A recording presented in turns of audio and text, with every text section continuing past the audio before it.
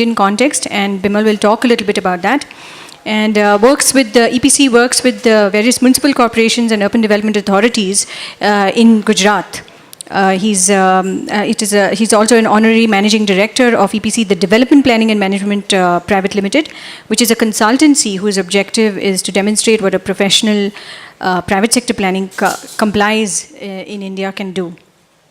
I've known Bimal for quite a few years now, and I have always been deeply impressed by his complete commitment to the planning and to the improvement. And he is one of the few people who actually connects with politics. And the Gujarat government. It's a credit to him that the Gujarat government always sings his praises every time I meet up with them. So we're very delighted to have Bimal here. He's going to, in the afternoon, also have a deep dive session where he's going to present a fabulous project which he has been working on for the last many years now, which is the Sabarmati Riverfront Design Project. This is ultimately actually finally links into the urban design. Plans finally are useless unless you actually go down to the level of urban design. And so we'll see both the big picture and the smaller urban design part of it. Mr. Patel, a lot of you have already heard of. For those of you who are new now here, he has been a professional planner associated with the planning in Mumbai in various capacities his career spans over 4 decades. And he was with the Mumbai Metropolitan Regional Development Authority, and he led the regional plan for the metropolitan region of Mumbai.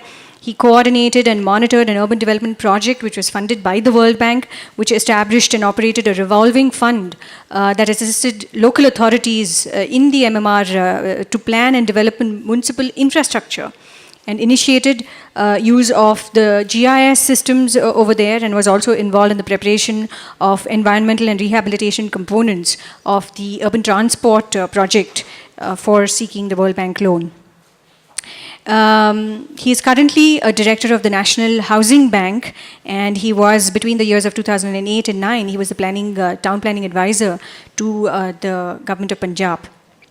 GRK Reddy, again, thank you for coming. I know it was very tough. He had himself a big, very large event.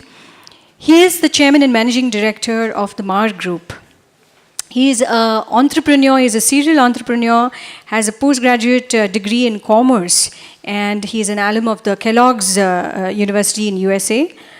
He began his career in 1985 as a merchant banker and gained his expertise in advising and structuring financial closers. He very soon realized that infrastructure development would drive the second generation reforms and envisioned a space creation that would generate and play a critical role in driving. Lamenting the fact that city planning does not work in India. I'd like to propose that it has not worked in India because city planners have used the wrong approach and the wrong tools. Unless we modify that, it's not going to work. What we have used is essentially a central planning license Raj approach. We have attempted to replace markets by planning. We have used a technocratic and an apolitical approach, by which I mean planners are always constantly complaining about politicians. And we have used unfair, non-participatory statutory frameworks like the Land Acquisition Act. And somebody said earlier that we have used an aspatial approach and a non-comprehensive approach.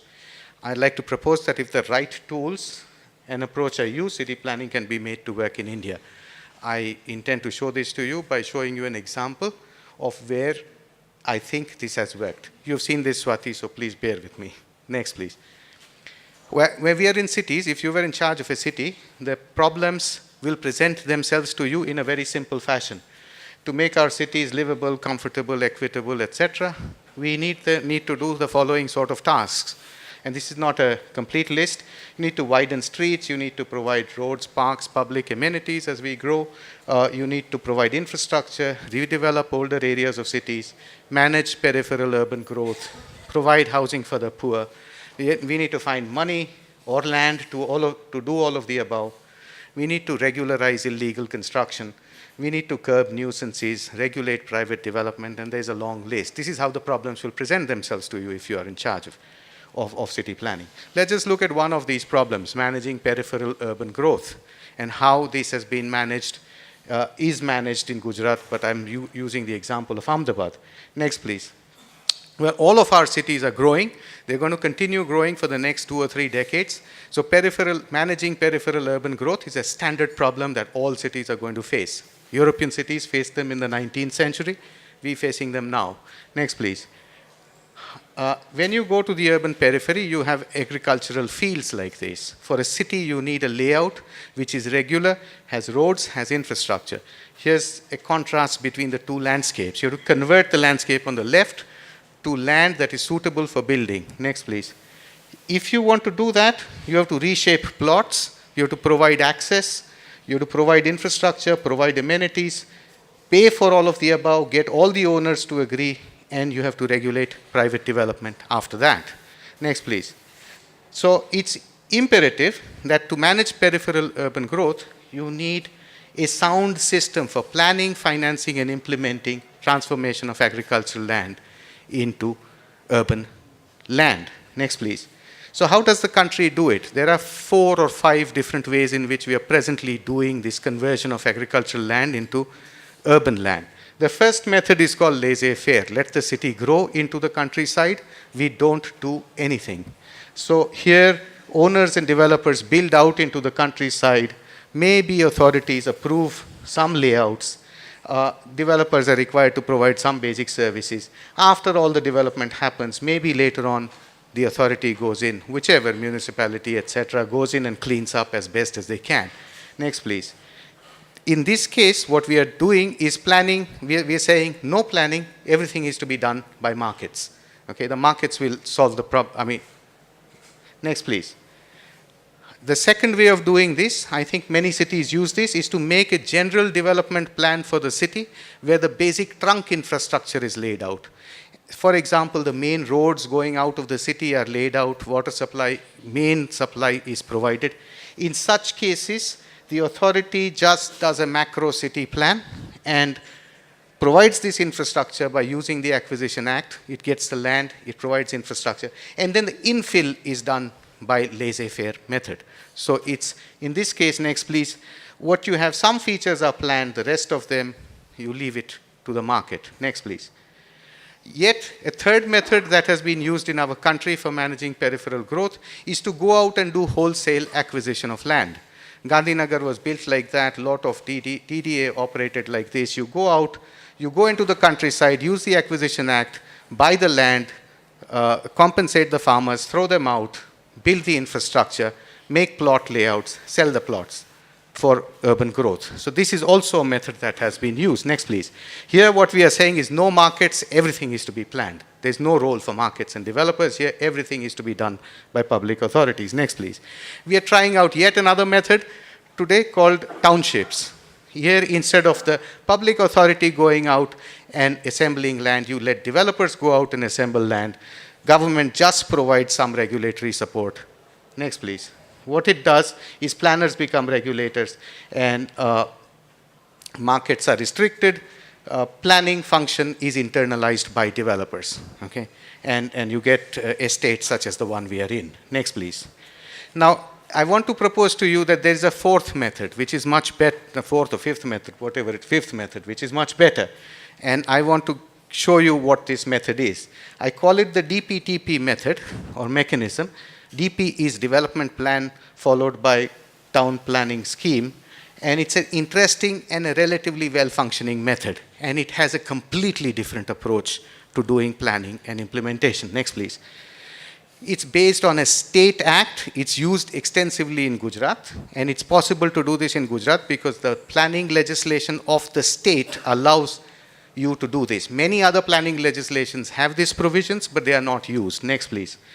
This is not a method I invented. It's a very old method. It's been functioning since 1915. Maharashtra used to use it also. It has been continuously improved. Maharashtra abandoned it. Gujarat improved it.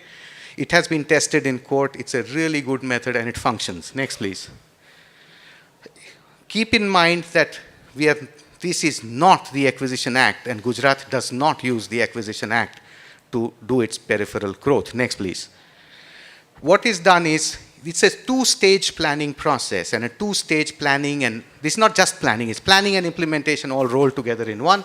First, a city-wide development plan is prepared where areas for new urban growth are identified and city level infrastructure is identified. Second, then you go into details and smaller areas are picked up and the development plan that has been prepared is implemented. So the two together are planning and implementation, macro, micro. Next, please. So here, for example, is the development plan of Ahmedabad that was made in 1999. And all of these areas were new growth areas. Actually, they were agriculture fields at the time. And all of this infrastructure was planned, which is basically a big road grid 3 kilometers apart. Next, please. All of this colored land here is the new land, agricultural land that was opened up for development. The city was going to expand into these areas. Next, please.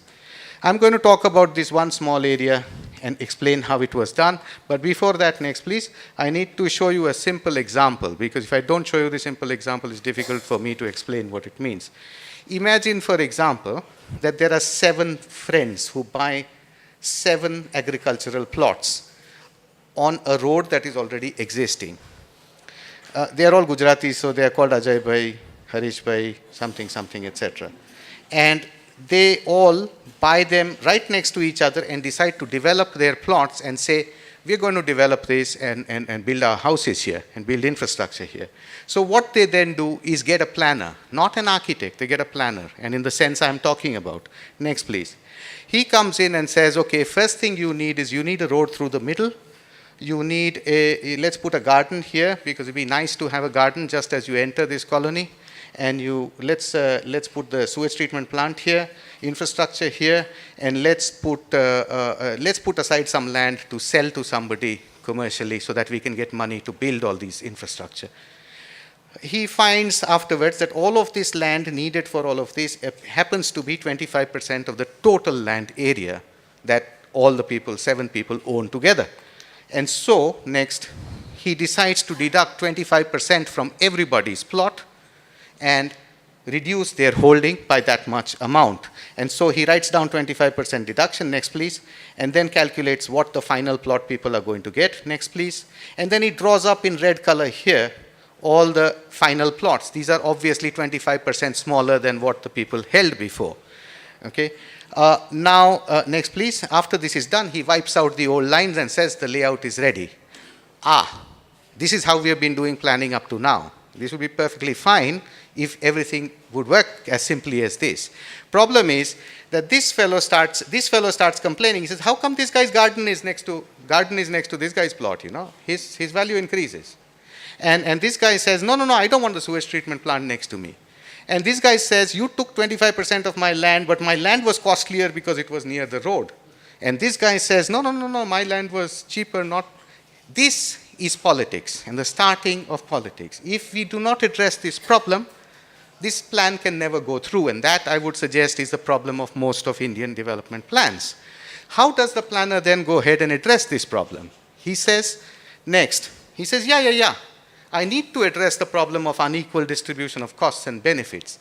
Unless I address this problem, my plan cannot be implemented. Okay? So he then goes ahead, next, and says, first, let me take the original value of everybody's plot of land and write it down here. You can see that the plots near the road are costlier and the plots further away are cheaper.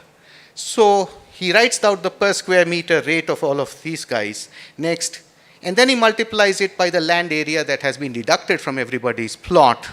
And on paper, remember, on this table, he compensates everybody for their lost land holding.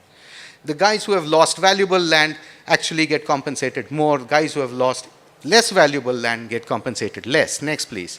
After that, he then goes ahead and tries to imagine that after this development is done, what will be the value of all of these plots? What will be the future value? So what is the benefit that is accruing to everybody from the development? Next, please. Once that is done, he's able to understand what is the increment in land value that people are enjoying because of this development, and then he takes away a little bit of the increment, next please, from everybody. He, of course, the people who have got more near the garden, his value is going to go up, so more gets taken away from him, and this guy, less gets taken away from him. Now, you might ask me, how is it possible to do this technically accurately? It's not possible to do this technically accurately. Nobody can know the future. The planner is only finding some notional way in which to compensate people. He's imagining the future, and he has something to tell other people that, see, this guy lost more, so I'm giving him more. This guy lost less, I'm giving him. He is basically addressing the political problems through this procedure that arise from unequal costs and benefit allocation. Next, please. Once that is done, all these tables are added up, and whatever is the final net demand is told to everybody. And now, in a sense, everybody is happy that, you know, my grievances have been addressed, and politics has been laid to rest. So the planner actually becomes the person who uses his tool and his planning to address a political problem. Next, please. And finally, the scheme gets done because everybody is happy, because by coming together, they have actually increased their land value a lot more than they paid for the infrastructure. Next, please. Now, you might say this is easy when there are 7 guys. Next, please. You take this plot here. This is how it's done when you have a lot of landowners. Here, for example, is an area which was agricultural. This is the river here, and development had already started in some parts. About 100 or 150 hectares are taken at time. There are 250 landowners here. Next, please. Once that is done, first of all, planner selects the area based on the development plan, which area to go and do this planning in. Then the area is surveyed in detail. Every tree, every borewell, everybody's house, everything is surveyed. Next, please. Once that is done, a Lakshman Rekha is drawn around this plan. It's a statutory Lakshman Rekha. That statutory Lakshman Rekha now freezes development inside. Nobody can do any new development here until the process is complete. Next, please. Once that is done, everybody's ownership records are found. Now, please remember, this is just so that the planner can tabulate who the owner is on paper. It does not matter if your records are in poor state. Next, please. You will understand that later. Then this whole exercise is done. You can see here, this is the Act prescribes a form like this. This is the original plot value. Everybody's names are written here. The area is written here. Value is written. I don't go into details. Next, please. Once that is done, the land holdings, that agricultural land holdings are clarified. Next, please. Once that is done, the roads are laid out like that. You can see all the roads have been laid out. Next, please. Once that is done, plots are carved out, like I said, for infrastructure, for gardens, for anything you like. This is for EWS housing in the area. So you're going to make EWS housing in this area. If this is going to develop, it will have bungalows, you will need servants. This is where you could build EWS housing, etc. Next, please. Once that is done, the final plots are delineated. You can see, you find out how much area got used up in the roads and all of these plots, and then you deduct that much from everybody's plot and draw up in red. Next, please. Once that is done, you wipe out the green lines, which is the original plots. Next, please. Then you complete your table. You do that exercise of compensation. You do that exercise of next, please. You do the compensation of valuing future valuation of the plots. Once that is done, next, please. You call all the owners together. I'm going to just finish this and then we'll be done. Once all the owners are called together and the plan is presented to them, they get a chance at this point to object. Next, please. And they send in objection suggestions in this format. Next, please. Once the town planner looks at the objection suggestions that have been sent and alters the plan as required. Next, please. Once that is done, the law allows him to take possession of the streets and build the infrastructure. He starts this work. Next, please. And then the state government at that point appoints a quasi-judicial officer to listen to any grievances that have been left out by the planner. Next, please. This is a sort of quasi-judicial process. Finally, the judicial officer alters the plan once again, small things that he needs to change, compensation that he needs to increase, or benefits that he needs to take away. Next, please.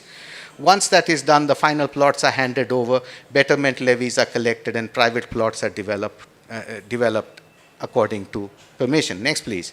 You might say this is an awfully complicated thing to do. How do you manage 250 people? But for your information, all of Ahmedabad is developed in this manner, which is why you have presently at least, before development happens on the periphery, infrastructure is already in place in a lot of places. All of this area you will see on Google Map that the infrastructure is ready.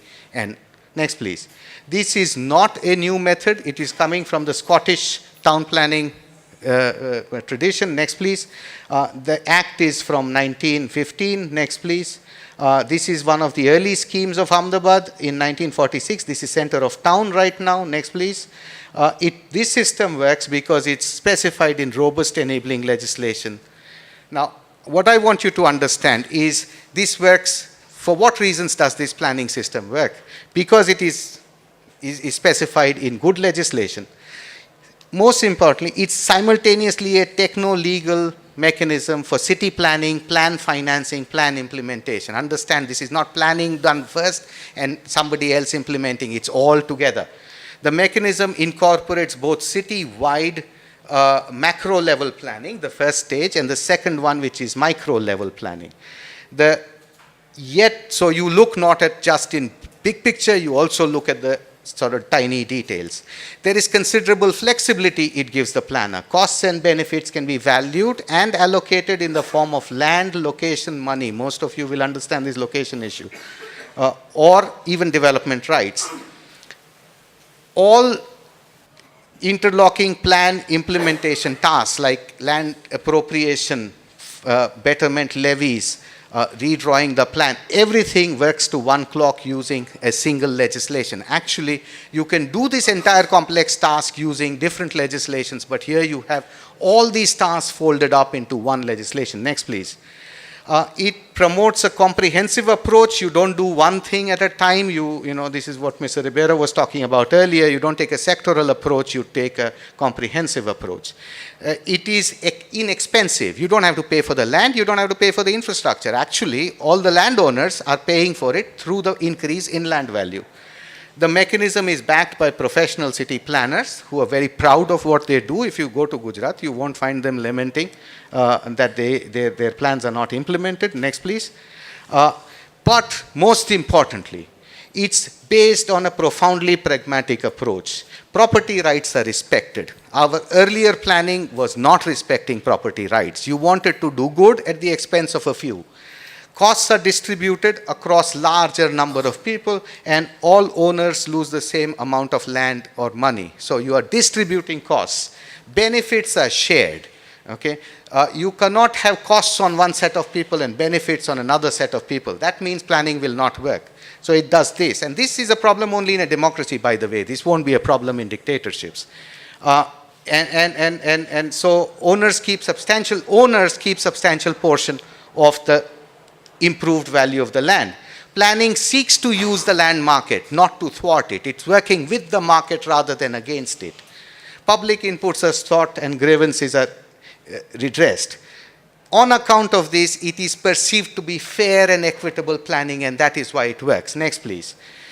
Note that this mechanism that I've described is a versatile city planning and plan implementation tool that can be used to address many other challenges. I've only talked of peripheral growth. I don't have time. I could show you, if you allow me for 3 minutes, I'll show you one quick example. Next, please. Also note that it's in these days when we are questioning the Acquisition Act, this is a brilliant structured framework for the state to negotiate with private landowners. It's perhaps the only framework that will work. The Acquisition Act, we should limit its use. Next, please.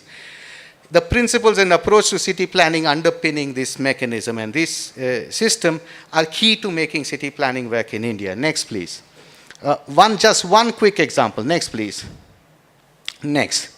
In that plan, it was decided to make a big ring road around the city. It would have required 4.5 square kilometers of land because it was 76 kilometers long and 60 meters wide. Normally, all cities have some ring road and they use the Acquisition Act. Next, please. What we do when we do a ring road is, next please, we put 2 lines like that and we tell all these farmers, you please take some compensation, get out. They lose out. The neighbors get a lot of benefit because the land value increases tremendously. Obviously, this guy tries to use all political pressure to push this road on this side, and this guy pushes it this side. Then the planner complains about political pressures and politics not letting your plan do that. But don't have to do that. Next, please.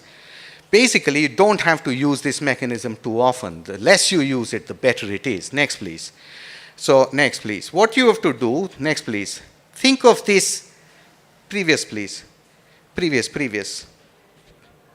Think of this as a room, okay, where all these farms and all these farmers, next please, are actually all these farmers inside this one big room. There is no space at all left in the room. Next please. What you want to do is you want to make a road through the middle, and so you want to throw these farmers out of the room, and you want to benefit all these guys here. That's how planners have approached planning up to now. Now that's a very poor way of doing it. Instead, what we say, and think of that mechanism I showed you. Next, please. What we say is, why doesn't everybody move to the side? Everybody loses equal amount and you get some space in the middle. Next, please. This is precisely how it was done. Each one of this was a town planning scheme where all the farmland was reorganized so that you could move out.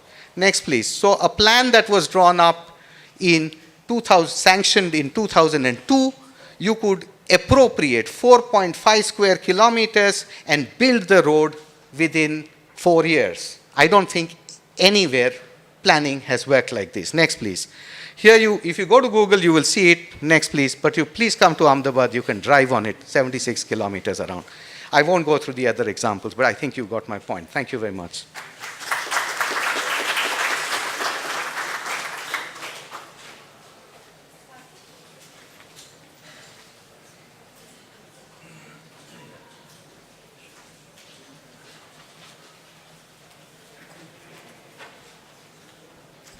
In fact, yesterday, Ms. Ritu Anand of IDFC, who is the chief economist of IDFC, talked about town planning schemes in Gujarat.